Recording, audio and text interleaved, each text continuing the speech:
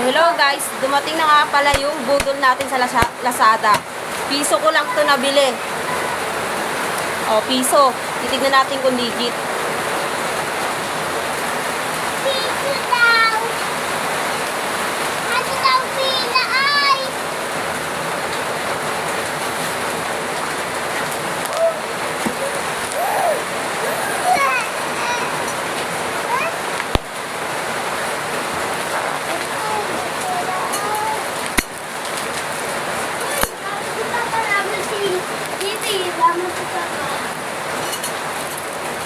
So legit nga, lagayan to ng mga sapatos.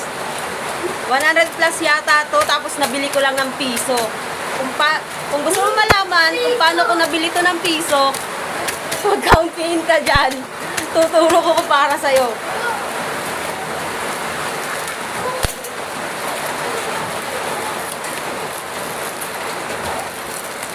So, marami na nga ako nabubudol kay Lazada na piso ko lang talaga nabibili. Pero ang totoong price nito nasa 100 plus yata. 150 ganon pataas. Tumaas? So guys, kompleto talaga siya. So mamaya i-assemble ko to. Nagluluto pa ako eh. So, kung gusto mo malaman para makabudol kay Lazada, magpapansin ka sa baba.